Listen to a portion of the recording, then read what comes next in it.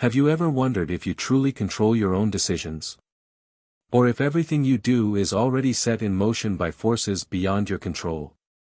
The debate between free will and determinism is one of the biggest questions in philosophy, and today, we're going to break it all down. We'll also explore where ideas like fatalism, compatibilism, and incompatibilism fit into this debate. So, let's dive in. First, let's talk about determinism.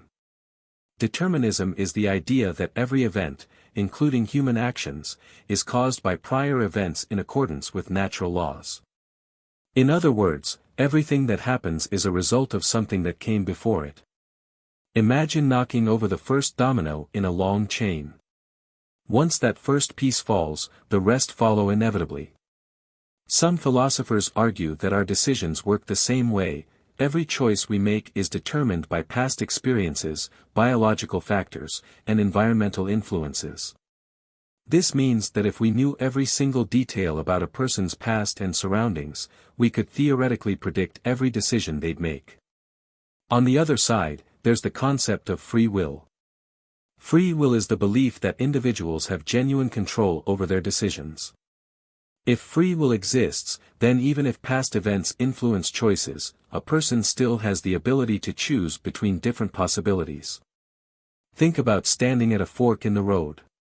One path leads left, the other leads right. According to free will, you could take either path, and the decision is truly yours to make in that moment. No external force is completely dictating which direction you go. Now, let's bring in another idea. Fatalism. Fatalism is similar to determinism but takes it a step further. It's the belief that events are bound to happen no matter what we do. Unlike determinism, which focuses on cause and effect, fatalism suggests that outcomes are inevitable, even if they seem like they result from our choices. Think of a character in a movie who tries to avoid their fate, only to end up causing it. Fatalism suggests that no matter what they do, their destiny is already set in stone. But does that mean free will is completely an illusion? This brings us to compatibilism, the idea that free will and determinism can actually coexist. Compatibilists argue that even if our choices are influenced by prior causes, we can still be considered free if we act according to our own desires and reasoning. For example, say someone chooses to become a doctor because they've always wanted to help people. Even if their upbringing, education, and personal experiences shaped that decision, compatibilists would argue that it's still their choice because they are acting in alignment with their own motivations. On the flip side, incompatibilism rejects this idea. Incompatibilists believe that if determinism is true, then free will cannot exist. They argue that true free will means the ability to have done otherwise. If a person couldn't have chosen differently, then they weren't truly free. Imagine rewinding time to a moment when you made an important choice. If you lived that moment again, would you always make the same decision? If the answer is yes, then according to incompatibilists, you never truly had free will in the first place.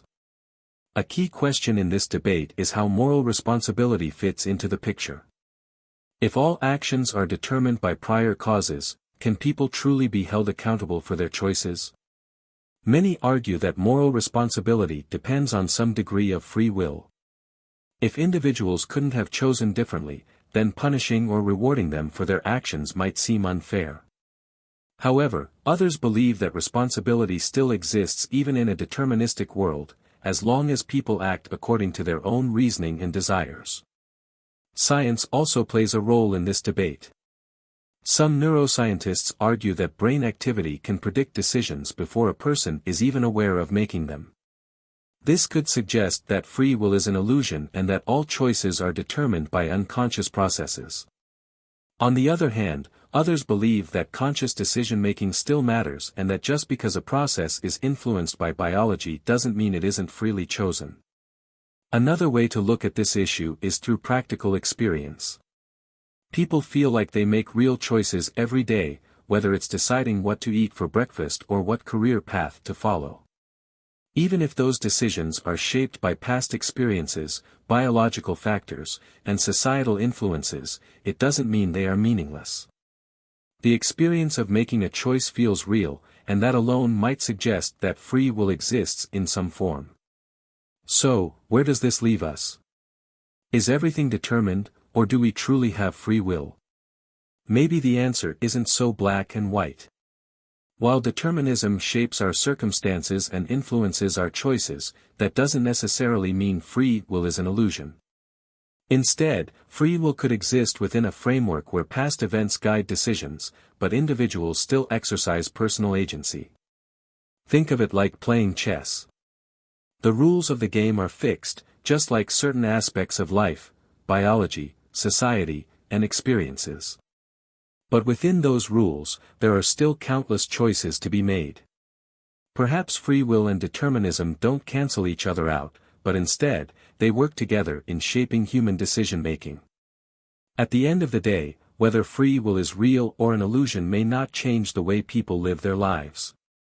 But understanding this debate can help shed light on how choices are made and what it means to have control over one's own actions. So, what do you think?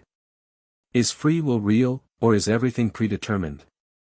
Drop your thoughts in the comments below.